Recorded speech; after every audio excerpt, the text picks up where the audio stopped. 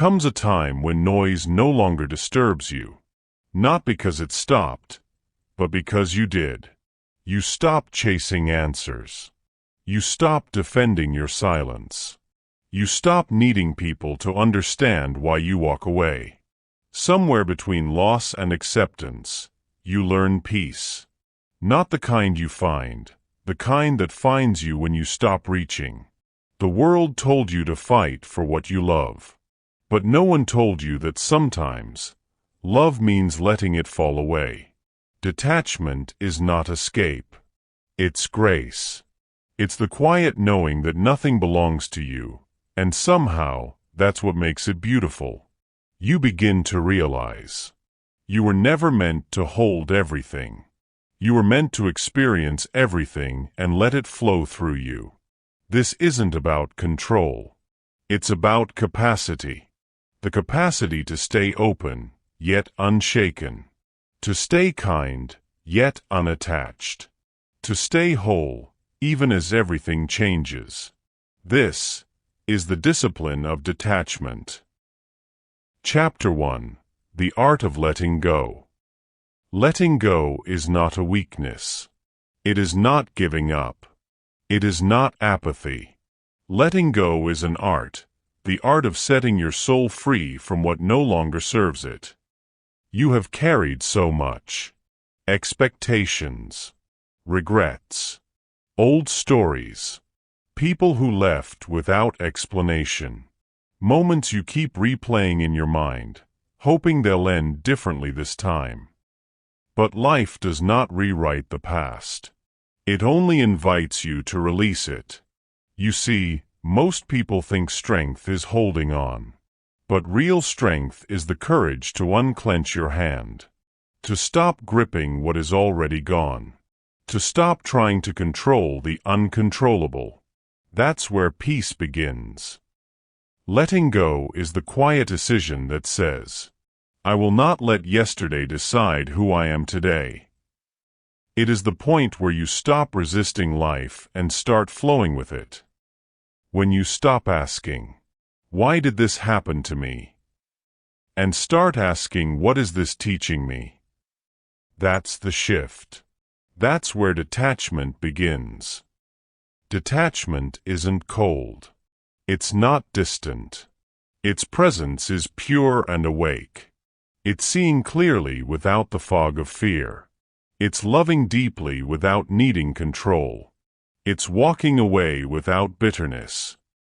Because the truth is everything changes. People change. Circumstances shift. The things that once gave you joy will someday fade. And that's okay. You're not here to hold forever.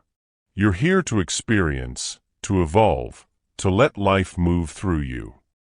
Think about the weight you've been carrying. The things you're afraid to release not because they bring joy, but because they're familiar. We cling to pain because it's what we know. We identify with our wounds, our losses, our labels. But detachment whispers, you are not your pain. You are not your story. You are not your mistakes. You are the awareness beneath them, vast, untouched, unbroken. That's who you've been all along. When you let go, something magical happens. Space opens. Clarity enters. Energy returns. What once consumed your thoughts now loses its grip. What once drained your heart now releases its hold.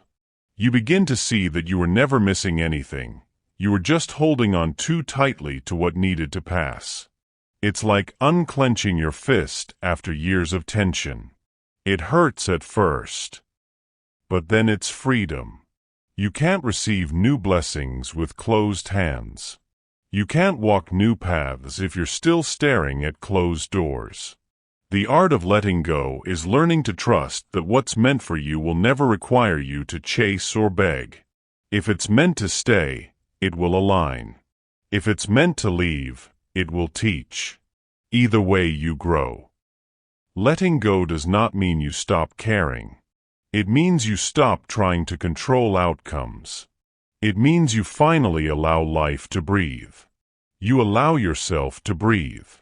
You let every emotion rise and fall like waves on the shore. You stop fighting them. You stop judging them. You simply feel and release. Because everything is temporary, even the pain, even the grief, even loneliness. When you understand that, you stop chasing permanence in an impermanent world. And that is peace. Remember this, the things you let go of are not lost. They return in new forms, new people, new lessons. Every ending is an opening disguised as silence. Every goodbye is just a quieter, thank you didn't know how to say. You have not lost. You have transformed. So today, release one thing. A thought. A memory. A person. A fear. Say it quietly, I release you. Say it again until you feel lighter. Because when you let go, you make room for peace. You make room for power. You make room for presence. That is the discipline of detachment, not to run away from life, but to meet it without clinging to it. You are not meant to hold everything. You are meant to hold only what aligns with your peace. Let the rest fall away. You've just taken the first step mastering the art of letting go. The mind that learns to release learns to see clearly. And clarity is freedom. Now, it's time to go deeper to uncover the hidden prison behind your need to control. Chapter 2: When Control Becomes a Cage. We live in an age obsessed with control. Control over time. Control over others. Control over outcomes. Control over how we're seen. But the more you try to control life, the more it slips away. Control is an illusion, a story we tell ourselves to feel safe in a world that will never be predictable. And that illusion is a cage. When you need everything to go your way, you become a prisoner of your own expectations. You monitor, manipulate, and micromanage every detail until life loses its flow and joy becomes a checklist. You stop living and start managing. You stop trusting and start forcing. That's not peace. That's fear wearing the mask of discipline. And fear disguised as discipline is the quiet killer of peace. You've probably felt it before, that tightness in your chest when things go differently than planned. That voice that whispers, fix it, force it, make it right. But control isn't a correction. It's resistance. It's an argument with what is. And when you argue with reality, you always lose, not because reality is cruel, but because it doesn't play by your rules. The truth is, life will humble every control addict. It will send you people you can't predict. It will give you circumstances you can't manage. It will test your patience, your plans, your pride until you learn to release. Control might make you feel powerful, but it's actually what drains you the most. Think about how many hours, days, years you've lost trying to fix what was never yours to fix. The friend who kept disappointing you. The partner you kept trying to change. The path that refused to unfold the way you envisioned. And when they didn't comply, you blamed yourself. You thought, maybe if I try harder. Maybe if I say the right words. Maybe if I give more. But here's the truth. You can love deeply and still not be able to save someone. You can plan carefully and still face failure. You can give your all and still be misunderstood. And none of that means you failed. It means you're human in a world designed to move beyond your control. When you release the need to control, something shifts. You start noticing the rhythm of things, how life, when left to flow, often leads you somewhere better. You begin to see that control was never peace, trust was. And trust is built not by force, but by surrender. Surrender doesn't mean apathy. It means awareness. It means you do your best, and then you let life do the rest. That's balance. That's maturity. You no longer need to chase certainty. You walk with calm. Here's the paradox of control. The moment you stop trying to control everything, you start mastering yourself. You realize that the only thing you ever truly had control over was how you responded. Not the weather. Not other people. Not the outcomes. Only your response. Only your energy. That's the real mastery of inner command, not outer control. When everything outside of you feels chaotic, you can still choose stillness inside. When others shout, you can stay silent. When plans collapse, you can breathe and rebuild. You become grounded in what no one can take from you, your centered awareness. That's not losing control, that's transforming it. Ask yourself, what if I stopped forcing life to make sense today? What if I allowed things to unfold without demanding they look a certain way? What if I trusted timing instead of fighting it? You would feel lighter. You would feel calmer. You would finally rest. That's the quiet peace waiting on the other side to control the peace that comes when you stop trying to bend life and let it breathe instead. You've probably noticed, control thrives on fear. Fear of loss. Fear of failure. Fear of being unseen. But fear can't coexist with trust. You must pick one. Every moment, you choose between two worlds, one ruled by anxiety and one ruled by acceptance. One says, hold tighter. The other says, let go. When control becomes a cage, freedom feels like a threat. But that's how growth begins, by walking through the discomfort of not knowing. That's where courage is built. That's where awareness expands. The one who controls nothing, yet remains calm, that's the one who has mastered everything. Because they've learned the truth, you can't control life, but you can align with it. You can dance with change instead of resisting it. You can trust that whatever leaves your life, leaves for your evolution. That's not loss, that's direction. So today, release the need to control every outcome. Stop trying to fix what isn't broken. Stop trying to manage the unpredictable. Say quietly to yourself, I release my need to control. I trust what is meant for me. You'll feel the difference in a subtle shift, like air entering a room that's been locked for too long. That's peace returning. And once peace enters, control loses its power.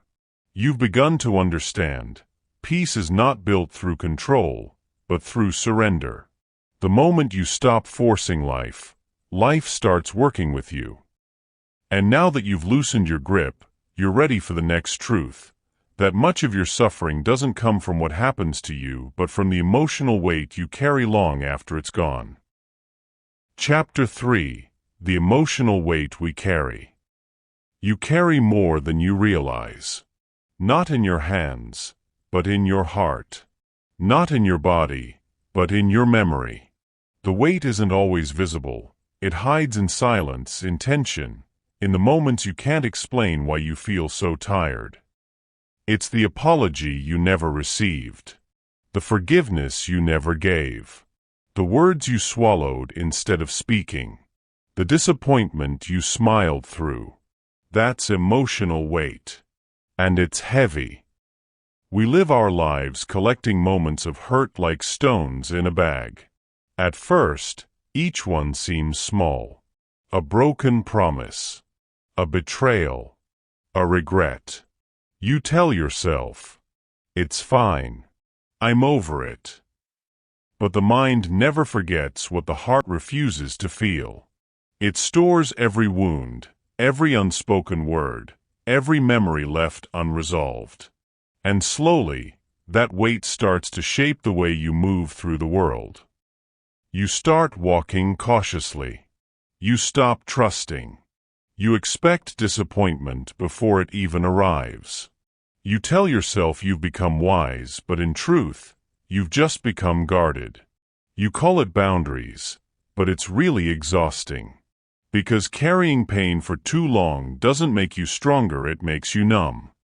You can't grow roots in soil filled with stones. You can't rise while clutching everything that ever hurts you. At some point, you have to put the bag down. The mind loves to replay pain. It loops memories like a broken record. What if I had done this differently? Why did they treat me that way? Maybe I was never enough. But the past isn't a film you're meant to keep watching. It's a teacher whose lesson you're meant to apply and move on from. Every replay of the past reopens the wound. And every time you relive the wound, you feed the pain. You are not what happened to you, you are what you choose to become after it. That's how emotional weight transforms into wisdom.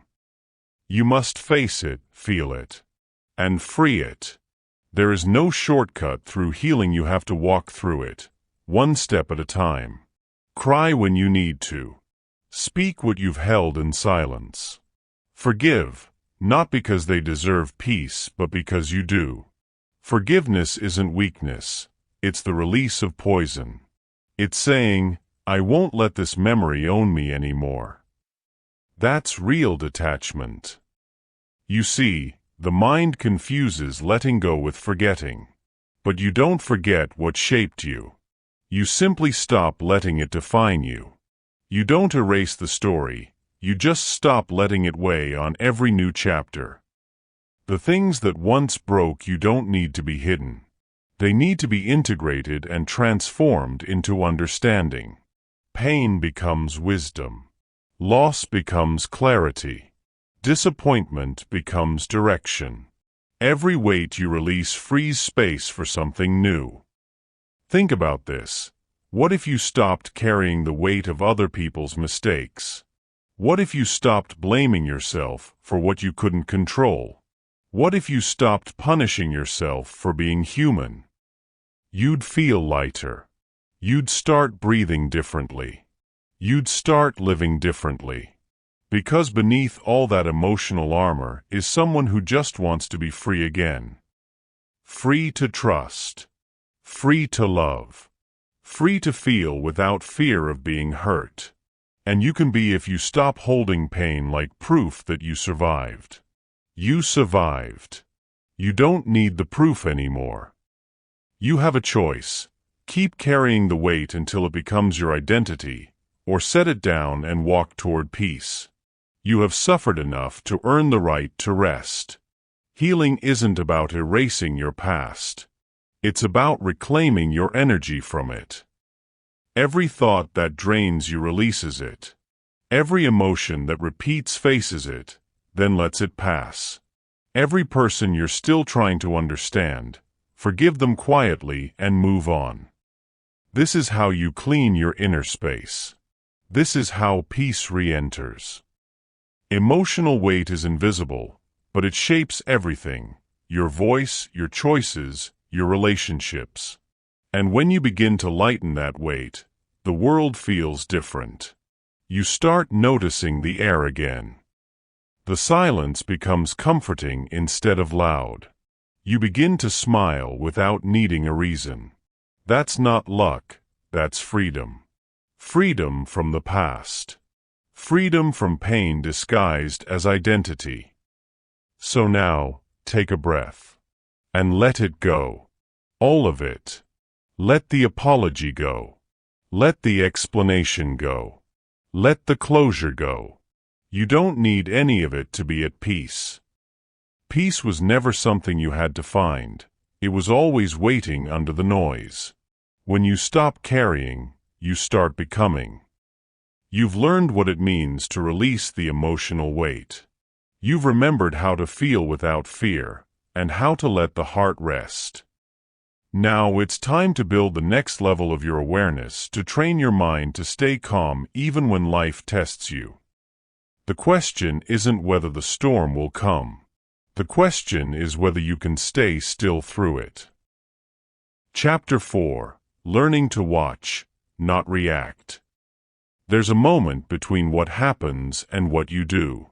A space so small, most people never notice it. That space is freedom. Freedom from anger. Freedom from fear. Freedom from the world's constant pull on your emotions. In that tiny space, you can choose to react or to remain still. Most people live as prisoners of their reactions. A word, a look, a comment online, and they lose balance. They defend, they explain, they explode. And every time, the world controls them a little more. But the one who learns to watch instead of react discovers a power few ever touch, the power of being unshaken. When you observe instead of react, you begin to see that most things don't deserve your energy. Not every comment is an attack. Not every delay is a disaster. Not every silence means rejection. Most of the time, life is just unfolding and your interpretation creates the storm. What if you stopped assuming meaning? What if you allowed life to be what it is, instead of what your emotions insist it is? You'd feel peace. You'd feel space. You'd finally have time to think. Watching doesn't mean ignoring.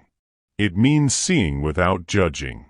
It means giving yourself a moment to breathe before you speak. To understand before you react.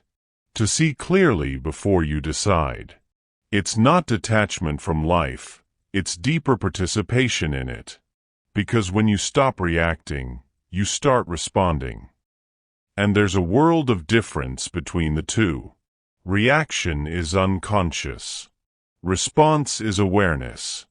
Reaction comes from emotion. Response comes from clarity. Reaction drains you. Response strengthens you. Imagine this. Someone insults you. You feel the fire rise instantly, your body tenses, your thoughts sharpen, your ego wants to fight back. But then you pause. You take one breath. You watch the fire instead of feeding it. You notice how anger moves through your chest like electricity. You notice how your thoughts want to defend you. You watch the storm form inside you, but you don't become it. And in that moment you realize something powerful. You are not your reaction. You are the watcher. The one who watches has already won. Because the world can only control what it can trigger. If you can't be triggered, you are free. When you stop reacting, you stop giving your power away. You stop being manipulated by what others say or do. You stop playing emotional chess with life. And that's when peace becomes your default setting.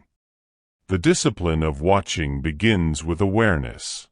When you feel emotion rising, don't suppress it, observe it. Say quietly to yourself, this is anger. This is fear.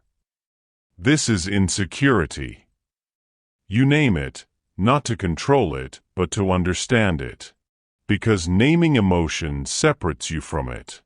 You are not angry. You are someone experiencing anger. You are not anxious. You are someone noticing anxiety. This simple shift turns chaos into clarity. Over time, awareness becomes your natural response. When someone disrespects you, you'll see it, but it won't enter you. When things go wrong, you'll notice your emotions rise, but you'll also know they will fall. That's the truth most people miss. Emotions are waves.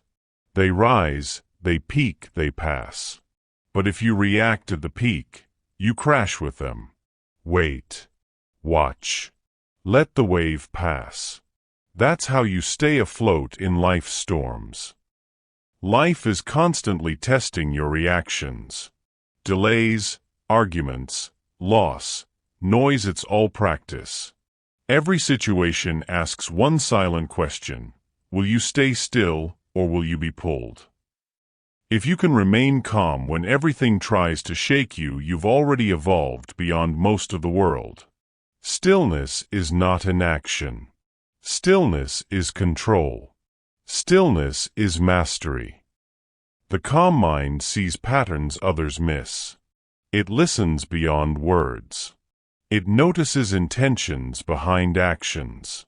When your mind is calm, life slows down not because the world has changed, but because you have. Suddenly, the same chaos that once overwhelmed you becomes almost beautiful, because now you can see it without losing yourself in it.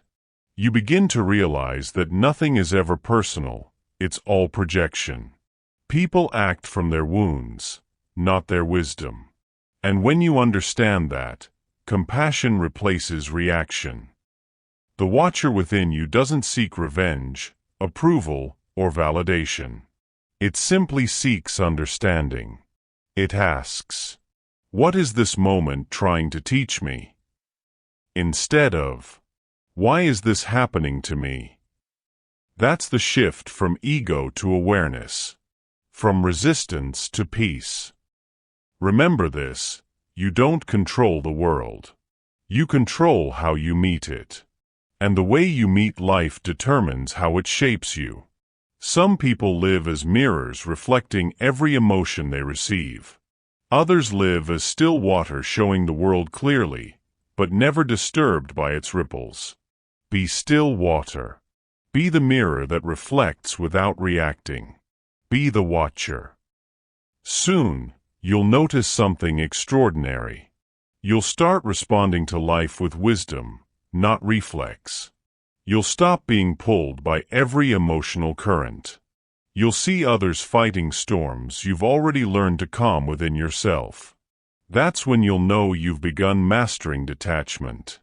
It's not about being cold, it's about being clear. It's not about indifference, it's about inner independence. You've learned how to release emotional weight and now, how to remain still when life stirs the waters. But the next step is learning how to anchor peace permanently, how to build an inner core so strong that even when life breaks around you, you remain whole. That's the heart of true strength. Chapter 5. The Calm Within the Chaos, Building Inner Anchors. There comes a moment in everyone's life when the noise becomes too loud. Too many opinions. Too many expectations. Too many demands pulling you in every direction. And in that storm, you begin to lose your center. You forget what peace feels like. This is the chapter where you take it back. Not by escaping the chaos, but by anchoring peace within it. Most people think calm is found when life slows down. But calm isn't what happens when the storm ends. Calm is what happens while it rages, and you refuse to be moved. That's true strength, the kind that doesn't shout, doesn't flex, doesn't fight for attention. It simply is. Unmoved.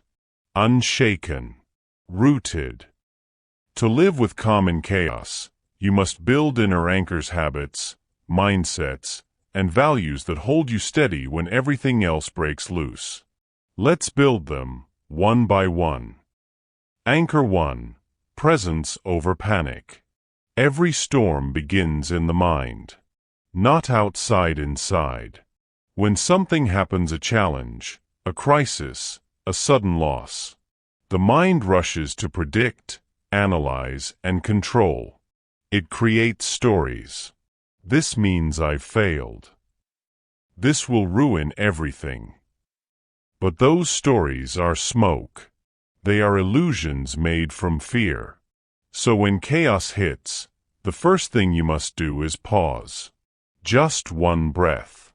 That's how you anchor presence. Because presence stops panic before it spreads. Presence tells your nervous system, you are safe. Presence slows time and clarity returns. The person who can pause wins. Every time. Anchor 2. Meaning over madness. When life falls apart, the weak ask, why me? The strong ask, "What is this teaching me?" Chaos can destroy you or develop you. The difference is the meaning. You can't control what happens, but you can always control what it means to you. Maybe the delay is teaching patience. Maybe the loss is teaching strength. Maybe the silence is teaching self-trust. Everything life takes away replaces awareness. If you listen, find meaning, and the madness loses its power. Anchor 3. Stillness over struggle. Stillness doesn't mean doing nothing. It means doing everything with clarity. In the modern world, people glorify movement, busy schedules, endless hustling, loud achievement. But stillness is mastery. Stillness means you act from alignment, not agitation. You move with purpose, not panic. You don't react to every noise. You choose when to move. And when you move from stillness, your actions carry weight. They are precise, intentional, powerful. The loudest person rarely leads. The most centered one does. Anchor 4. Perspective over pressure. When life feels heavy, it's rarely the situation that breaks you, it's your perspective. The same wave that drowns one person can lift another. It's not the wave, it's how you ride it. Most people see the storm and panic. The calm mind sees the pattern in the storm, the rhythm, the lesson, the hidden order. When you feel overwhelmed, step back, zoom out. Ask yourself, will this matter a year from now? 5 years from now? Perspective turns problems into puzzles, things to solve, not suffer. That's how calm begins. Anchor 5. Faith over fear. You won't always have control, but you can always have trust. Trust that what leaves your life was never meant to stay. Trust that what breaks you also builds you. Trust that the unseen order of life is still working even when you don't understand it. Faith is not about religion, it's about rhythm. It's the rhythm of knowing. I've survived before. I'll survive again. When fear shouts, faith whispers, wait, watch.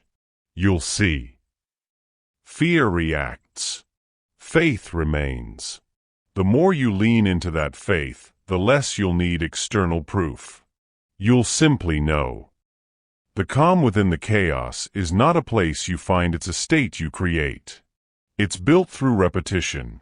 Every time you pause instead of panic, every time you trust instead of react, every time you breathe instead of break, you lay another stone in your foundation. Until one day, chaos comes again, and this time it can't move you. Because you are anchored. You've built yourself into something storms can't touch. You start noticing something beautiful. The same chaos that used to exhaust you now refines you. It becomes your forge, a place where your peace is tested and tempered. You begin to live from stillness, not survival. From peace, not panic. From alignment, not anxiety. That's how warriors of the mind are made, not in silence, but within the storm. Every master was once a reactor. Every sage was once easily shaken. Every calm soul you admire once drowned in noise. The only difference? They stayed with the practice. Because calm isn't learned in books, it's learned in battle. It's not a skill. It's a state earned through endurance. So when life tests you, don't wish it away. Use it. Because the storm is the gym where your soul trains for peace. Now, as the chapter closes, breathe deeply. Let every exhale remind you, you are anchored. Let every inhale remind you, you are safe. You no longer need to escape the world to find peace, you carry peace within you. That's the calm within the chaos. That's your still center. And it's only the beginning. Chapter 6. The Power of Acceptance, Ending the War Within. There comes a moment in your life when fighting no longer makes sense. When you realize not every battle deserves your energy. When you finally understand that peace isn't found through control, it's found through acceptance. This is that moment. The one where you stop running from reality and start standing within it. Because until you accept what is, you'll always be at war with what isn't. Acceptance doesn't mean giving up. It means seeing clearly. It's not about letting life happen to you, it's about flowing with life instead of fighting against it. And yet, most people never learn this art. They keep trying to bend reality to their will. They argue with facts. They replay conversations. They chase outcomes that are already gone. That's why they stay exhausted. Not because life is hard, but because resistance drains more than failure ever will. When you resist reality, you divide yourself. One part of you knows what's true. The other part refuses to accept it. And that inner conflict, that silent rebellion, becomes suffering. You cannot be at peace with life while fighting what life already is. So the question is, can you sit with the truth, even when it hurts? Can you look at your story without rewriting it? Can you let what's real be real without trying to fix it first? Because that's where peace begins. Step 1. Stop arguing with what happened. You can't change what's already written. You can only change how you read it. Every time you replay the past in your mind, you drain the present of energy.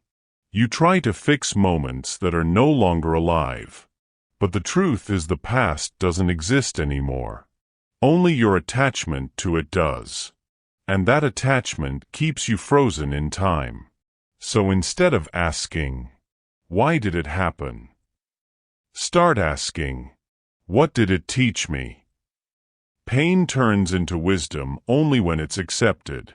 Until then, it's just repetition. Acceptance doesn't erase pain. It transforms it. It turns wounds into awareness. It makes what once broke you become what now builds you. But you can't heal what you refuse to feel. And you can't move on from what you still deny. That's why so many people stay stuck, not because they lack strength, but because they resist truth. You have to face it to free it. That's the rule.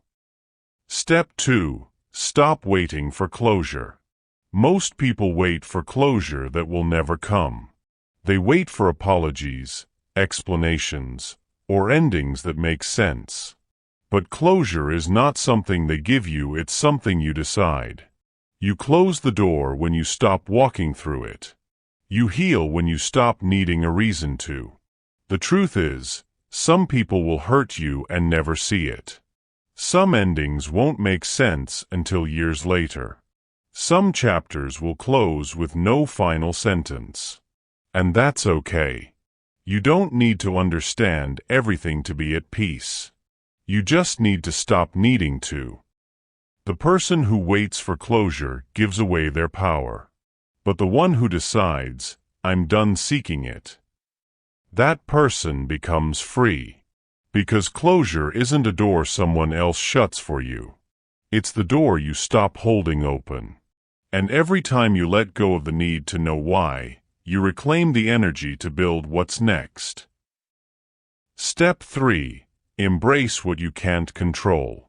Life won't always bend to your design. People will leave. Plans will fail. Seasons will shift without your permission.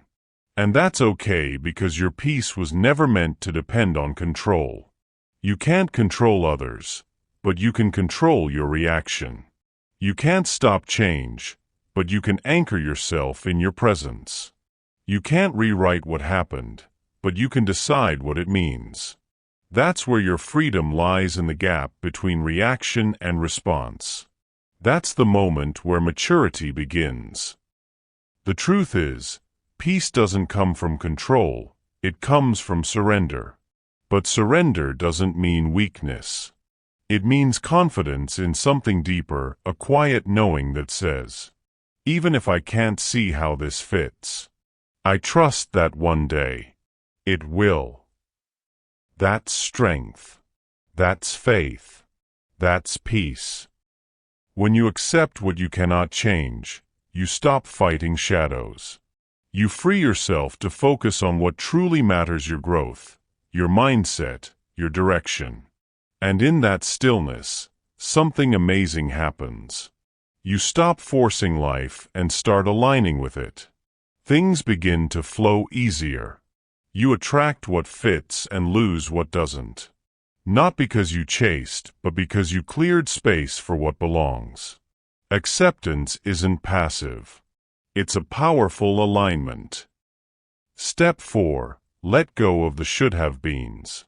Nothing steals peace like the illusion of how life should have been. That's the quiet heartbreak behind most suffering: the refusal to release the alternate version of life you imagined. The life you thought you'd have. The people you thought would stay. The outcomes you believed you deserved. But every should-have is a ghost, and the longer you hold on to ghosts, the harder it becomes to see what's real. Let them go. They served their purpose. They taught you. Now it's time to live in what is, not what could have been. Acceptance says, I lost, but I learned. I fell, but I'm still here. I didn't get what I wanted, but maybe I got what I needed. That's the language of peace. And when you start speaking that language, life starts speaking back through stillness, synchronicity, and quiet joy. You can't fight your way into peace. You can only surrender your resistance to what's real. That's the paradox. The moment you stop forcing life to go your way, it starts moving with you. Because life doesn't want your control, it wants your cooperation. When you stop fighting reality, you stop bleeding energy. And that energy returns to you as calm, focus, clarity, power. You become lighter, freer, wiser. So let go. Not with anger, not with sadness, but with reverence. Because every loss made space for something greater. Every ending opened room for something truer. Every surrender brought you closer to yourself.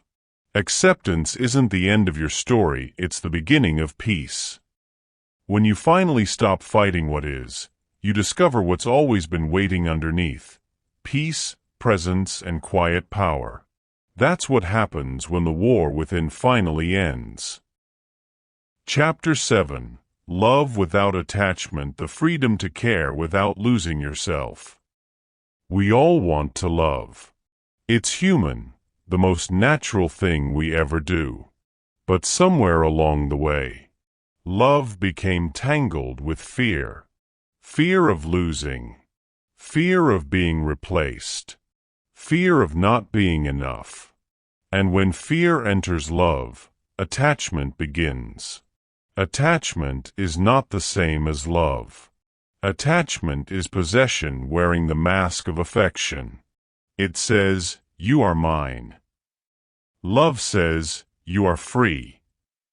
This chapter is about learning that difference. Because once you do, you'll never confuse clinging for caring again. Most people think detachment means not loving. But detachment doesn't kill love. It purifies it. It takes away the neediness, the control, the anxiety, and leaves behind something real, peaceful, and steady. When you love without attachment, you love with an open hand. You give fully, without needing to own. You connect deeply, without trying to cage what you connect to. And that's where real peace in love begins. Step 1. Understand the difference between love and attachment. Attachment says, "I need you to feel whole." Love says, "I am whole, and I choose to share myself with you. Attachment is dependency. Love is generosity. Attachment comes from fear. Love comes from abundance. Attachment chases. Love allows. The truth is, when you love from emptiness, you'll always try to fill it with someone else. You'll confuse emotional hunger for intimacy.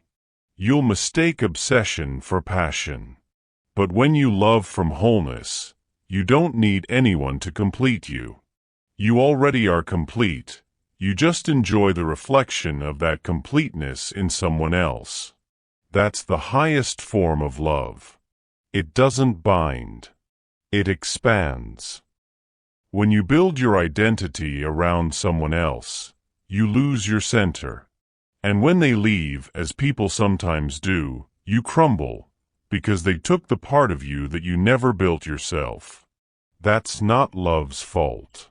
That's the cost of attachment. The lesson is simple. Don't lose yourself trying to keep someone else. If they truly love you, they'll want you to stay with you.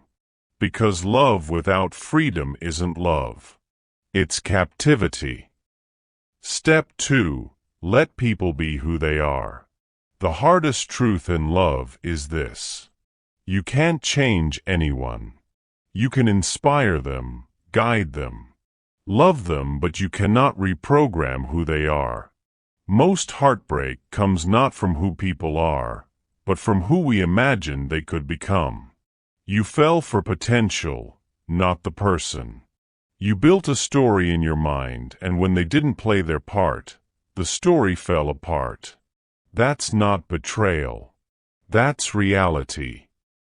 When you love with detachment, you stop forcing people to fit your script. You let them be who they are, and you love them as they are, not for who you hope they'll become. That's peace. That's maturity. That's unconditional love. You don't own anyone. You don't control anyone. And the moment you stop trying, you start to experience real connection. Because love only breathes in open space. Control suffocates it. Let people go if they need to go. Let them stay if they choose to stay. Either way, stay at peace. Because your value doesn't rise or fall with someone's presence. It remains untouched. Step 3. Love from choice, not fear. Ask yourself, do I love this person because I choose to or because I'm afraid of losing them? Fear-based love is desperate. It clings. It manipulates. It's a bargain. Choice-based love is calm. It gives. It trusts. It releases. When love is rooted in fear, it feels like survival. When love is rooted in choice, it feels like freedom. You can always feel the difference. Fear says, I can't live without you. Love says, I want to live with you, but I'll be okay either way. That's not coldness, that's clarity. Because peace and love doesn't come from needing less, it comes from being more. Step 4. Practice emotional independence. It's easy to depend on others for your happiness. But every time you do, you hand them power over your peace. They don't mean to hurt you, but people can only meet you at the level of their own awareness. If they're unstable, they'll shake you. If they're lost, they'll pull you into their maze. If they're wounded, they'll project their pain onto your calm. So build your emotional foundation first. That way, when love arrives, it adds to your peace, not becomes it. Don't make anyone your oxygen. Love is not meant to replace air. It's meant to make breathing more beautiful. When you love without attachment, you stop living in emotional extremes. You don't need constant reassurance. You don't spiral in absence. You don't beg for attention, because you know your worth doesn't vanish when someone walks away. Love becomes steady, grounded, real. It's not about fireworks anymore. It's about flame, the kind that warms, not burns. Step 5. Let love evolve or end naturally. Everything in life changes, and love is no exception. Sometimes, people grow together. Sometimes, they grow apart. That's not failure. That's the rhythm.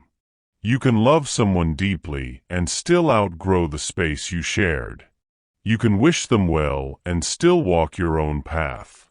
Detachment means you can let love end gracefully without resentment, without bitterness, without destroying what once was beautiful. Because endings don't erase love, they complete it. When you practice this, something beautiful happens. You stop chasing people. You start attracting peace. You no longer fear loss because you've learned that real love never leaves. It transforms. It changes form, but not essence. Love stays as gratitude, as memory, as lesson, as growth. And that's enough. Love without attachment doesn't make you colder. It makes you clearer. It's not about loving less, it's about loving wiser. Not about building walls, but about standing so strong within yourself that nothing can collapse you. That's when you finally understand the truth. You were never meant to lose yourself in love. You were meant to find yourself through it. Because real love doesn't take you away from your center. It brings you home to it.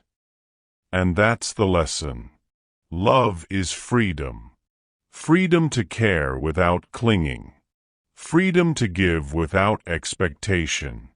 Freedom to stay or to go without losing peace. That's love without attachment. That's love without fear. That's love awakened. Chapter 8. The Peace of the Present Moment, Finding Stillness in a Restless World. There's a moment, a quiet, golden moment between the chaos of your thoughts and the rhythm of your breath. It's not loud. It doesn't ask for attention. It just waits for you to notice it. That moment right there is peace. Not the peace you chase in vacations or relationships. Not the kind that depends on silence around you. But the kind that blooms within you, even while the world keeps spinning. This is the peace of the present moment, the stillness that lives beneath all noise. We live in a world that worships speed, always rushing somewhere, always comparing, scrolling, reacting. We say we want peace, but we rarely stop long enough to meet it. Peace is not hiding from you. It's waiting in the pauses between your thoughts, in the space between your breaths. Every time you stop running, you return to it. Because peace is not something you find. It's something you remember. When you are truly present, you are free from the two thieves of life, the past and the future. The past steals your peace through regret. The future steals it through anxiety. But the present simply is. And the present is always peaceful until your mind enters it. That's the paradox. You don't need to create peace. You only need to stop disturbing it. Because stillness isn't something you build, it's something you uncover. Imagine this. You're standing at the edge of a calm lake. The surface is glass clear, perfect. Then, a single stone drops in. Ripples form, distorting everything. That's your mind. Every thought is a ripple disturbing the reflection of what's already calm. Peace was never gone. It was only hidden beneath movement. And when you let those ripples fade, the surface becomes still again. You see clearly. You are clarity. Step 1. Stop resisting what is. Peace begins where resistance ends. Every moment you fight reality, you lose. Because reality always wins. The more you argue with what is, the more you suffer. That doesn't mean you stop growing or stop trying. It means you stop fighting what's already here. Acceptance is not weakness, it's wisdom. It says, this is where I am. This is what it is. And from that truth, power begins. Resistance drains you. Acceptance refuels you.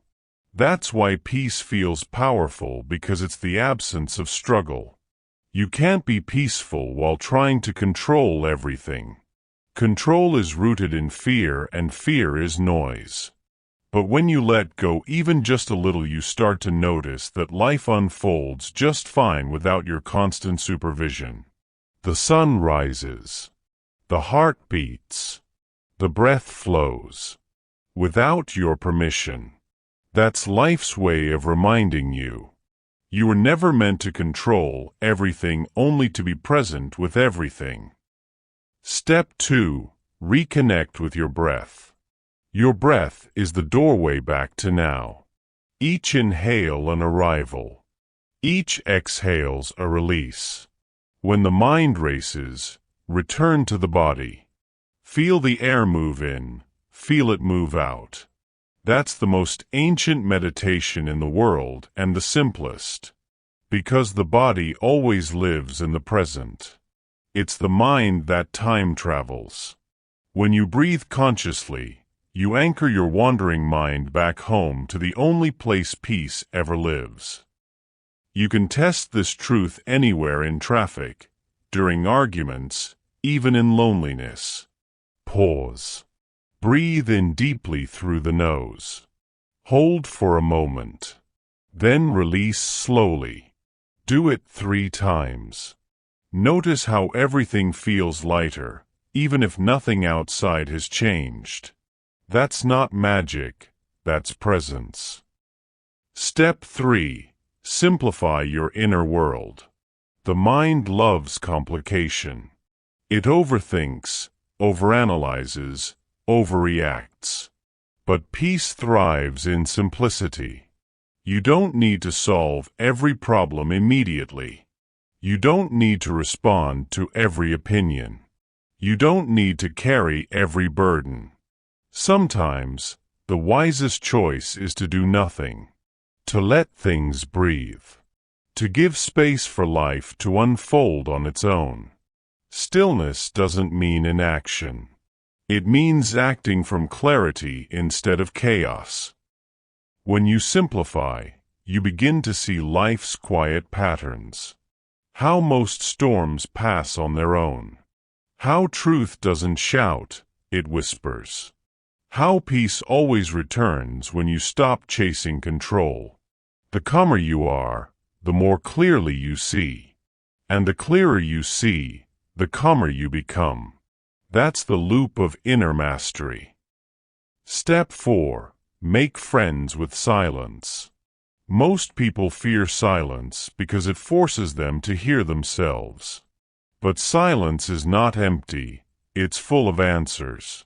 In silence, your intuition speaks. In silence, your wounds surface to be healed. In silence, you meet the version of yourself you've been avoiding. And that meeting, though uncomfortable, is liberation. Spend time in silence. Sit with your thoughts without judging them. Let them rise. Let them pass. You'll realize they're just weather patterns in the sky of your awareness. None of them define you. The sky remains untouched. When you practice silence, you stop being addicted to noise. You stop reaching for distractions that numb you. You start discovering that what you've been looking for was never outside you. It was this stillness, this presence, this breath, right here. Step 5. Live from presence. Peace is not just for meditation, it's for living. You can wash dishes with peace. You can walk with peace. You can speak with peace. You can even argue with peace. Because presence is not a location, it's a way of being. Whatever you do, do it fully. If you're listening, listen completely. If you're eating, taste it completely. If you're resting, rest completely. The more fully you live each moment, the less room anxiety has to enter.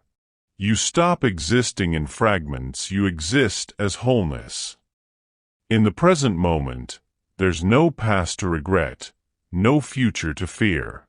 Only life, breathing, moving, unfolding. And when you're in it, you realize you were never missing peace, you were missing now. You can't hold peace. You can only be it. And being peace doesn't mean avoiding storms, it means knowing you are the sky they pass through. That's the peace of the present moment, still, vast, eternal. Whenever the world feels too loud, remember, peace isn't somewhere else. It's right here waiting beneath the noise. Chapter 9. The Power of Surrender, Finding Strength in Letting Life Flow. There comes a moment in every life when fighting no longer works. When pushing harder only creates more resistance. When holding on begins to hurt more than letting go. That moment is not your defeat. It's your beginning. It's the moment life asks you to surrender, not in weakness, but in wisdom. Because surrender is not giving up. Surrender is giving in to the flow of what is. We live in a world that worships control. We try to plan every outcome, shape every path, predict every possibility. We call it responsibility, ambition, or even power. But what if the real power isn't in control? What if it's in trust? The trust that life knows what it's doing. The trust that you're not behind, not lost, not late. The trust that even endings serve beginnings. That's surrender. And it takes more strength than forcing ever could. Let's get something straight. Surrender doesn't mean passivity. It means alignment. It's not sitting down and giving up. It's standing still and letting truth take the lead. Surrender means saying, I will do my part and release the rest. You let go of the illusion of control. You stop trying to micromanage life. And in that space, something sacred happens. Because control is chaos disguised as safety. And surrender is safety disguised as peace. We fight what we don't understand. We resist what we fear losing. But nothing real is ever lost. What's meant for you doesn't need you to grip it. It just needs you to be ready when it arrives. The universe doesn't rush. It unfolds. And when you stop forcing outcomes, you begin to see the beauty in the timing of things. Some doors close because you've outgrown the room. Some paths end because your soul has already learned what it came for. And sometimes, silence is not punishment, it's preparation. That's the power of surrender, trusting the pause as much as the progress. You've been taught that control equals security. But the truth is control is an illusion. You can't control the weather. You can't control other people. You can't even control every thought that crosses your mind. What you can control is your response. Your breath. Your presence. Your peace. That's your real power. And when you surrender everything else, you finally start to live from that power, not fear. Step 1. Trust the flow. Life is movement. It's always changing, always evolving. The more you resist the flow, the more you suffer. It's like trying to swim upstream against a river. You exhaust yourself fighting what was meant to carry you. The river knows where it's going. You just need to stop struggling and let it take you there. That's surrender, not drowning, but floating. Not escaping, but allowing. Not weak, but wise. And the moment you trust the current, life becomes lighter. Say this quietly to yourself. I am safe in the flow of life. I trust the timing of my path. I let go of what no longer serves me. That's not just affirmation, that's alignment. And when you align with flow, life moves through you with ease. Opportunities come naturally. Peace becomes effortless. And even challenges stop feeling like punishment. They start feeling like preparation. Step 2. Release the outcome. One of the hardest truths in life is this: you don't get to control how things unfold. You only get to control how you show up. When you surrender the outcome, you make space for something better than your plan. Because sometimes what you want isn't what you need. And sometimes what you lose isn't loss, it's redirection. You can't force divine timing. You can only prepare for it. So stop asking, when will it happen? Start asking, how can I be ready when it does? That's surrender in action. Think back on your life. How many times did the thing you feared losing lead you to something greater? How many heartbreaks became breakthroughs? How many endings became new beginnings?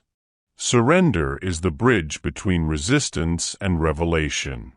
It's the space where pain turns into purpose. When you stop fighting for control, you start fighting for peace. And that's a battle you can win. Step 3. Let pain teach, then leave. Pain is a teacher. But you're not meant to live in its classroom forever. When you resist pain, it lingers. When you surrender to it, it passes. Surrender doesn't mean you stop feeling. It means you stop fighting your feelings. You let the grief move. You let the sadness breathe. You let the fear speak and then quiet. Because emotions are energy. And energy must move to heal. So cry, rest, reflect, then rise. That's the rhythm of healing. You don't need to be unbreakable to be powerful. You just need to stop pretending you're not human. Surrender gives you permission to be both strong and soft, grounded and growing, peaceful and passionate. It's balance and it's freedom. Step 4. Live open. When you surrender, you live openly. You stop seeing everything as a threat and start seeing it as a teacher. Open people are not naive. They're brave enough to feel, to listen, to learn. When life brings pain, they let it pass through. When life brings joy, they let it fill them fully. They don't cling. They don't chase. They allow it. That's why their peace is unshakable. It's not conditional. Openness is not weakness. It's the highest form of trust. It says, whatever comes, I'll meet it with grace. Life doesn't need you to hold it hostage. It needs you to hold it gently. Because everything is temporary, and that's what makes it beautiful. Surrender is not losing control. It's choosing calm in the middle of uncertainty. You stop being a prisoner of outcomes, and start becoming a student of experience. You stop fearing change, and start flowing with it. You stop trying to win every battle, and start learning from each one. That's mastery, quiet, steady, timeless. Remember this. You can't control life. You can only meet it. You can't predict the future. You can only prepare your presence. And when you finally stop fighting the current, you realize the river was never against you. It was carrying you home all along. So breathe. Trust. Surrender. Not because life is perfect, but because life is faithful. It will always bring you exactly what you need to grow, even if it's not what you wanted. When you live this way, peace becomes your nature. Flow becomes your rhythm, and surrender becomes your superpower. That is the power of letting go. The return to stillness. There's a silence that comes after every storm, a stillness that follows every battle. It's not the silence of emptiness, it's the silence of arrival. You've walked through every emotion: control, discipline, loss, acceptance, surrender. You've learned that peace isn't a reward, it's a practice. You've learned that power isn't found in domination, it's found in understanding. And you've learned that freedom doesn't come from control. It comes from letting go. The untrained mind reacts. The unshakable mind reflects. And the surrendered mind listens. Because you don't need to be louder than the world. You just need to be still enough to hear yourself again. This is the return to who you were before the noise, before the pressure, before the pretending. The part of you that doesn't need validation. The part that simply knows. Knows when to act. Knows when to wait. Knows when to release. That's wisdom born from silence, built through surrender. You've spent your whole life trying to become something. Now it's time to be. Not the achiever. Not the chaser. Not the controller. Just the witness. The observer of life unfolding, moment by moment. The one who no longer fears uncertainty, because uncertainty is where new beginnings are born. You've reached the place every warrior eventually finds the peace after the fight. And now, as you step forward, remember, you are not here to control the waves, you are here to learn how to surf them with grace. You are not here to silence the noise, you are here to listen beyond it. You are not here to avoid change, you are here to evolve with it. That's the mastery few ever reach, the art of being still inside the storm. So as this journey ends, let this truth echo within you. Peace is not found when life calms down. Peace is found when you do. Let that be your daily practice. Your quiet rebellion. Your sacred discipline. Breathe. Trust. Flow. And remember, you are not behind. You are not lost. You are exactly where you are meant to be. You are the river. You are calm. You are the unshakable and the surrendered both at once. This is not the end. This is the return to stillness. If this message spoke to you, share it. Subscribe. Keep listening. This is Beyond the Noise Studio.